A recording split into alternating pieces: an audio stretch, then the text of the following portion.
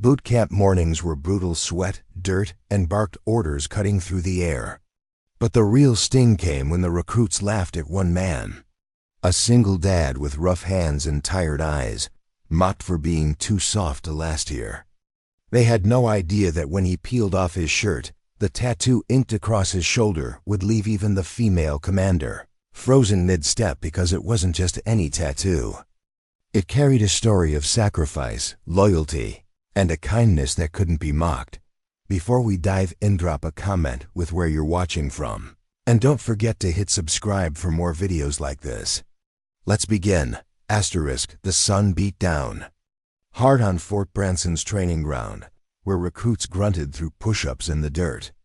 Among them was Michael Carter, a 32-year-old single dad with a calm face that seemed out of place in a crowd of chest-thumping 20-year-olds. His uniform clung to his back, soaked in sweat, yet his posture stayed steady. "Hey, old man," one recruit sneered. "Didn't know daycare dads signed up for this." The others laughed, their voices echoing off the barracks. Michael didn't react, he just kept doing his push-ups. Inside, his chest burned, not from the exercise but from the memory of his little girl, Sophie, smiling at him that morning before school. She was the reason he was here, pushing past exhaustion, swallowing the mockery. He wanted to give her more than survival. "Carter, you're too slow," the drill sergeant barked. "Pick it up or you'll be peeling potatoes tonight." Michael pushed harder, veins bulging, his jaw clenched. He refused to give them the satisfaction of seeing him break. But when the recruits lined up for sprints, one of them, a tall guy named Ryan, tripped and fell hard, twisting his ankle.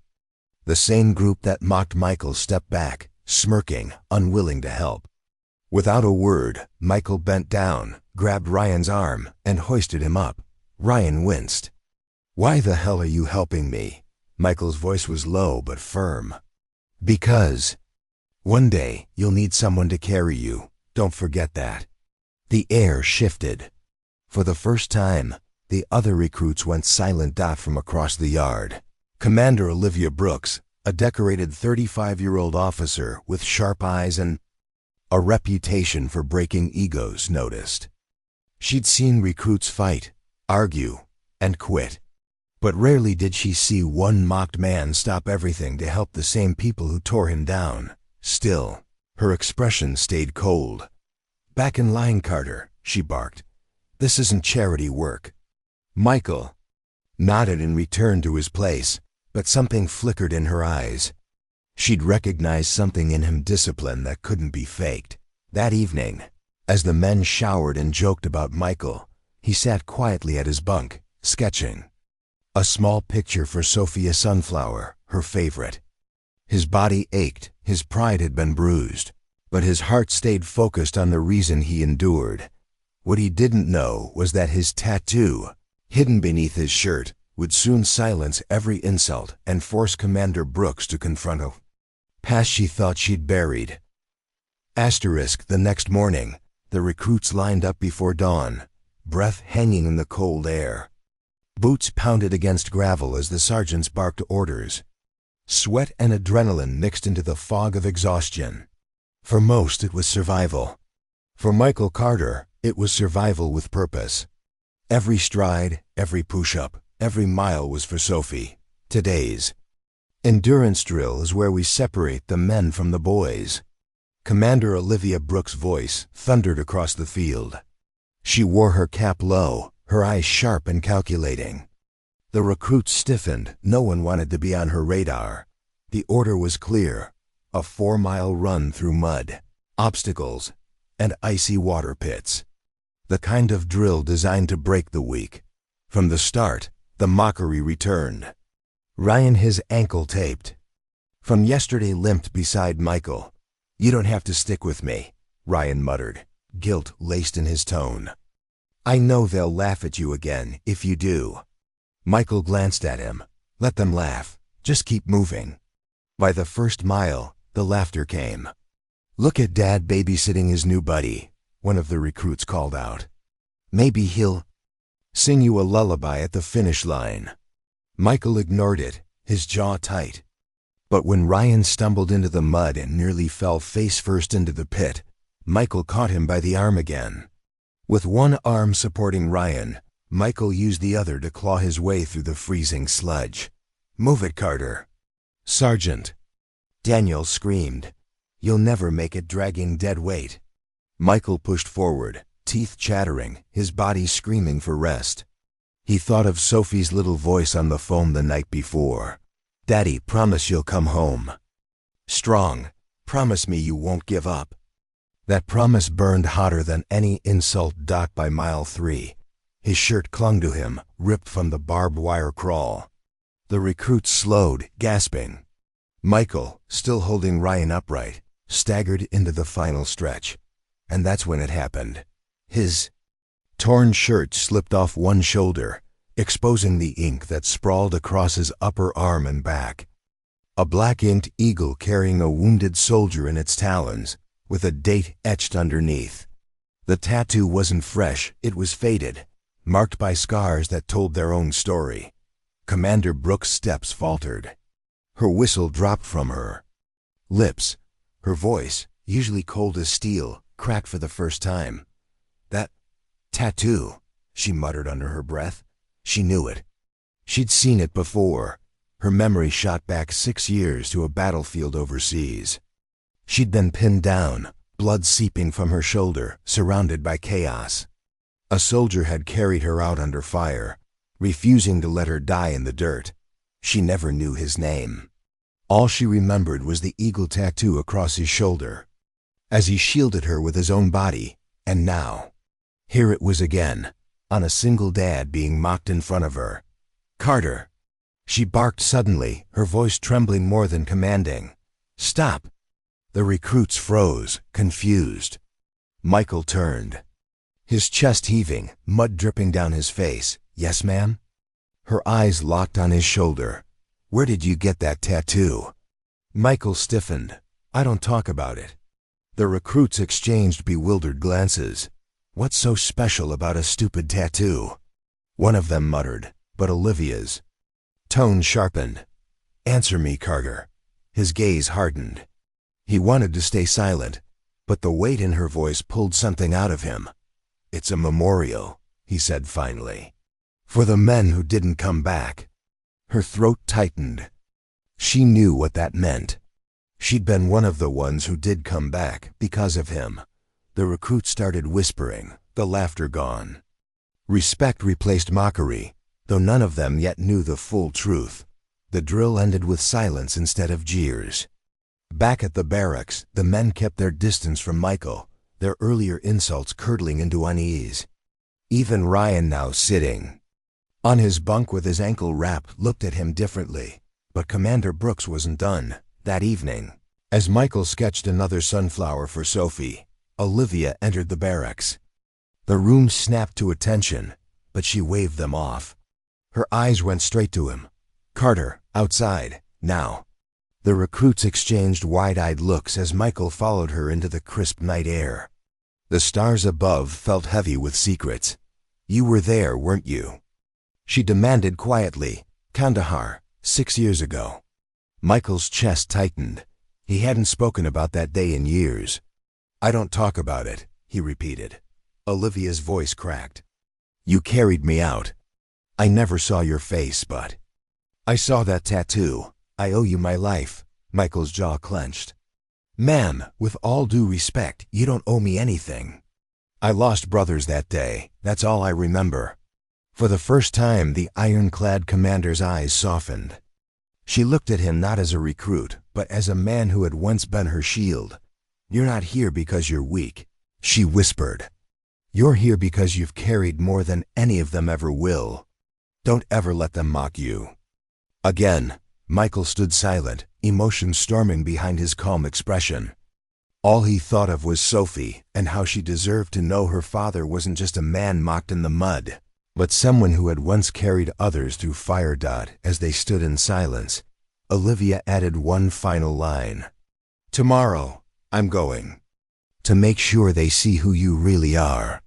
And for the first time since joining boot camp, Michael felt the tide begin to turn. The bugle call jolted the recruits awake before sunrise. By the time the sun bled orange across the horizon, the entire camp was assembled on the parade ground. Boots scraped, voices murmured, and tension thickened the morning air. Michael Carter stood in line, like always, quiet, steady, his face unreadable. The others shifted nervously around him. Yesterday's discovery of his tattoo had silenced their mockery, but now curiosity buzzed. They didn't dare laugh anymore, not when Commander Olivia Brooks' eyes had lingered on him with something no one had ever seen respect. "Eyes front," Sergeant Daniels barked. "Commander Brooks has an announcement." Olivia stepped forward, her uniform crisp, her presence commanding. But her gaze found Michael first, then swept across the rows of recruits. "Boot camp is about breaking down egos," she began, her voice cutting sharp through the air. "It's about seeing who has the guts to rise when the world grinds them down. Some of you think strength is how loud you can shout or how fast you can run. You've mocked one of your own for not fitting your shallow definition of a soldier." The recruits stiffened. Whispers cut off instantly. Her finger pointed, steady and unflinching. "Carter, step forward." Michael hesitated, then obeyed. Boots crunching against gravel. He stood before her, mud-stained uniform hanging loose on his frame, tattoo hidden once more beneath his shirt. Olivia's voice dropped lower, but every word struck like a hammer. "This man isn't just a recruit. Years ago, in Kandahar, I lay bleeding in the dirt with the enemy closing in. I thought it was my last moment on Earth, and then he carried me out. He shielded me with his body, refusing to let me die. His brothers didn't all make it home, but I did because of him." Gasps rippled through the line. The cocky laughter that had once filled the air turned to stunned silence. Michael's eyes stayed fixed on the ground, his jaw tight. He hadn't asked for recognition. Olivia took a step closer. "You mocked a man who has already given more than any of you understand. He's not weak, he's the strongest among you. And he's still here, not for glory, but for his daughter. That is what real strength looks like." Ryan, the recruit Michael had carried through the mud, looked down, shame burning across his face. The others swallowed hard, their arrogance shattering. Olivia's eyes softened just a fraction as she addressed Michael directly. "You saved me once. Let me say this in front of everyone. You are the reason I'm alive. And I will not let them forget it." The silence was deafening. For the first time, Michael raised his head, his voice steady and clear. "With all due respect, Commander, I didn't save you for thanks. I saved you because it was the right thing to do. That's all." Her throat tightened. He didn't seek honor, only truth. Then something unexpected happened. Ryan limped forward, breaking ranks. "Carter, I was wrong," he said hoarsely. "I mocked you when I should have been learning from you. You carried me when no one else would. I'll never forget that."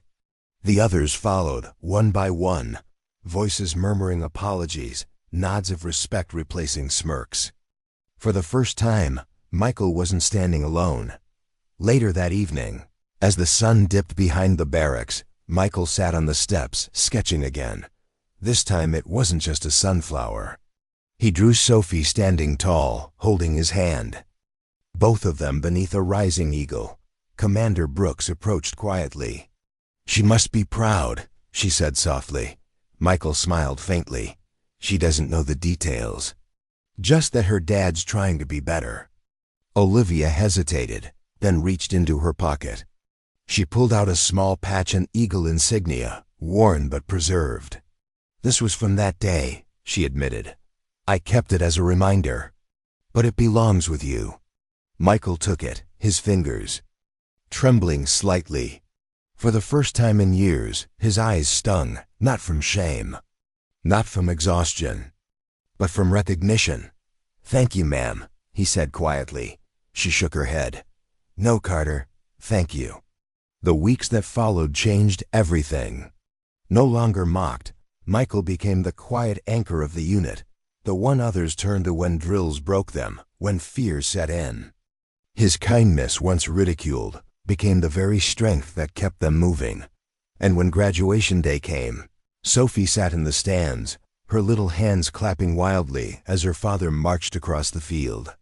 She didn't know the full story, not yet, but when Commander Brooks paused mid-ceremony, her voice carrying across the entire base, and said, "Some heroes don't ask to be called heroes. But today, we honor one."